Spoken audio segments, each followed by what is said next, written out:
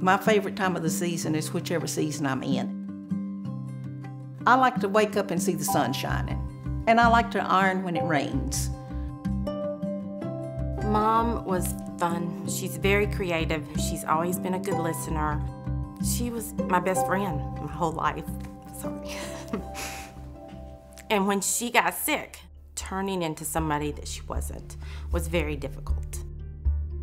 I thought I had Alzheimer's. I couldn't remember. Sometimes couldn't remember my name, my telephone number, couldn't find my way home. She could not walk. She was dizzy all the time. I think the nausea was as bad as anything because she ate nothing. So I went to the doctor. They said, well, you must have vertigo.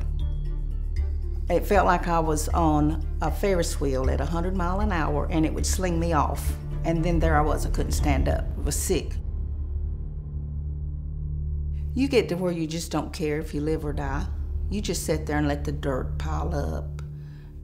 And I thought, what good am I to anybody in this world or anything? The world doesn't need something like me. I was her primary caretaker, and she was so depressed because nobody knew what was wrong with her. Finally, she went to an ear, nose, and throat specialist, and he was the one who said, you know, I think this is a vascular problem. And so he referred us to Duke. From the very first visit, there was nothing but kind, compassionate people. The clinic was a very pleasant experience. Dr. Gonzalez, he was very professional, very personable. He focused on her. He was very gentle and very kind with her. The first time I saw Thelma in the clinic, she was very concerned that every time that she turned her head to one side, she was passing out. Can't look at it. I can reach and get it, but I can't raise my head. It seemed like there was one factor that precipitated all these spells, and it was the rotation of the neck. He said, let me research and I'll make you an appointment. We did a catheter angiogram. You're gonna move your head to the left, the same thing that you do when the spells happen, okay? We normally have two arteries on the front and two arteries on the back of the head. The artery on the front, right, it was occluded chronically. The two on the back that we normally have, one was very narrow, and the other one, as soon as she rotated her neck, the artery on the left became completely occluded. So at that point, you don't have blood flow going to the back of your head and you pass out. So out of 4, she was living out with one little artery. The first time I heard about Miss Cooper was when my partner, Dr. Gonzalez, asked me to review her films. Together, we reviewed her angiographic studies. One of the solutions that we have for this is to place a stent on the one that is narrow. The problem with that is she's on blood thinners. Every time that we put a stent, we will need to add 2 more blood thinners, and if she passes out on blood thinners and falls, it's a big deal. So we were looking for a more permanent solution for her. We came up with this plan to do a transposition, rearranging of the blood vessels supplying her brain. It's an operation that we had both experienced, but we'd never attempted here at Duke Hospital. Dr. Gonzalez told me what the options were. It made perfect sense to me because when I was younger, I was an RN. My daughters did not understand what he was talking about. So he drew us a nice big diagram, which helped us tremendously. We cut the artery and then we connected sideways to this artery that you have on the right side. Okay. He explained that it was very high risk and she was a very complicated case. I had no life. I had no life at all. I knew the risk. I didn't have any other choice or chance. It took us a few minutes to discuss it. We had confidence in the medical team, and so we called back and said, yes, we want to do it. Schedule it as soon as possible. The only thing that did concern me was that since I'm a Jehovah's Witness, I was worried about the blood issue. The Bible teaches that blood is sacred, and we don't think we should take a blood transfusion to sustain our life.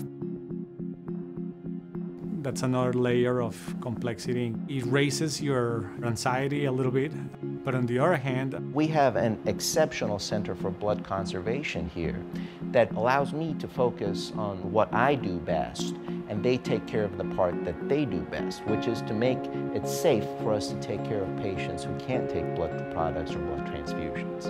We met with a representative from Duke Hospital to discuss the blood issue. The second form covers all the things that are conscience matters for witnesses. To make sure they understand exactly what you're willing to do and what you're willing not to. And that was a very good experience. On the day of the surgery, I was very nervous. I didn't sleep a bit the night before, not a bit. In the pre-op, the nurses were great. Hi, Miss Cooper. I'm Stella. I'm gonna be your nurse. They were very friendly and soothing. Every nurse that came in, they explained everything they were doing. They just double-checked, triple-checked, and we liked that. Everybody would come in, show me your blue band. Do you have your blue band? Patient safety is our first goal here. We always look at the patient's wrist area with Jehovah's Witness. They have blue bracelets, so that helps everybody aware this patient is not gonna get any blood transfusion. When the chaplain came in, I was a little apprehensive, thinking, well, you know, she's definitely not going to agree with our beliefs. I didn't expect her to be as warm and considerate as she was. The Department of Chaplain Services and Education. For over 60 years now, we've been serving Duke Hospital. The chaplain pays attention to what's important to the patient and their loved ones. Everyone's beliefs, no matter what they are, is what drives their life, their joy, their sadness, how they experience fear. As a team, we aim to value diversity in all people and to strengthen and empower. Dr. Gonzalez came in, which surprised me. He again went over the blood issue, just to make her aware this is a very serious surgery. But I understand you don't want to have blood, right? He talked to my mom with true feeling. It was human being to human being. He was very respectful of what I believed. He told me again the consequences if it went wrong. I thought, well, you know, I will or I won't. I could be all right or I could be dead. Just get on with it. It's the last thing I remember. So then it was the waiting game. They gave us a little pager, and I really appreciated they kept us up to date. Everybody ready for timeout? Yes, timeout. We have Cooper, Thelma. I put my heart and soul into this work. I believe it's my calling. We first have a team huddle so that everybody in the operating room, one, understands that we're breaking new ground here, and two, understands what their different roles are and how we can all pitch in together.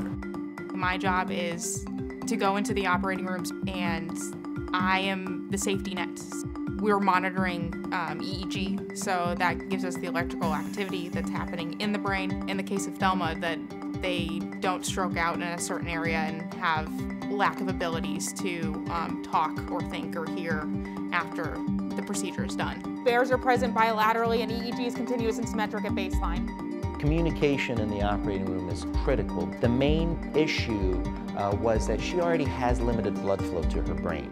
And for the period of time that we're rerouting the blood vessels, she's going to have no blood flow to her brain. So we needed to make sure that during that critical period, everything works smoothly. We achieved what we set out to do, but that's always tempered by the realization that the patient's brain is the ultimate decider of whether or not you did a successful operation.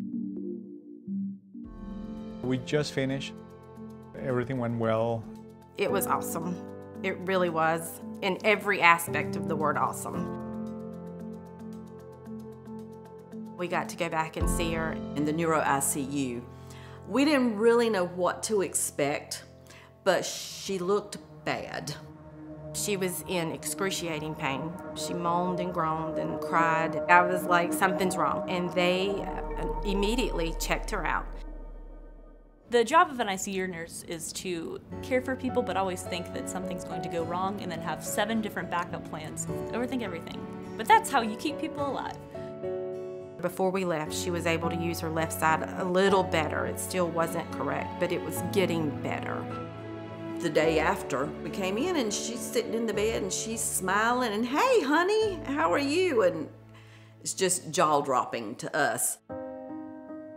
It wasn't long before Mama swung her feet off the bed and she says, I have to go to the bathroom. You ready to go? Don't touch me. I can do it. All right. I hadn't walked to the bathroom in a year and a half by myself.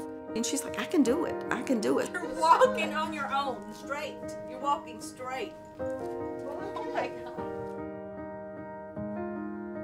The very next morning at 7:30, she calls me and she says, hey, honey, I'm ready for you to come get me. And I'm like, what? I'm going home today. They didn't say you're going to step down? No. Since I've worked in the neuro ICU, I have never seen someone recover this quickly from such a complicated surgery.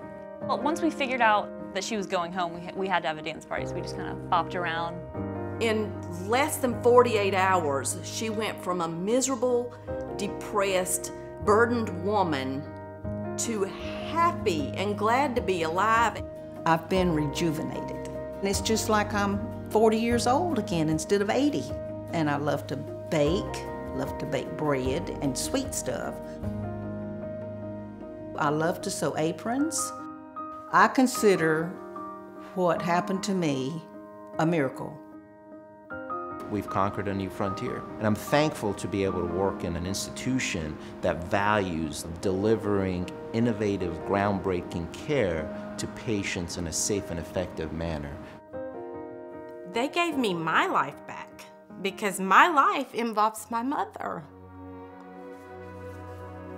So I will never be able to thank them for what they've done and how kind they were when they did this, and to genuinely care. That's what made it tremendous. You are my sunshine, my only sunshine. You make me happy. After my surgery, I feel like I can contribute to the earth and to mankind and to the family. And I think I can help somebody. And that's a good feeling, to be able to help somebody.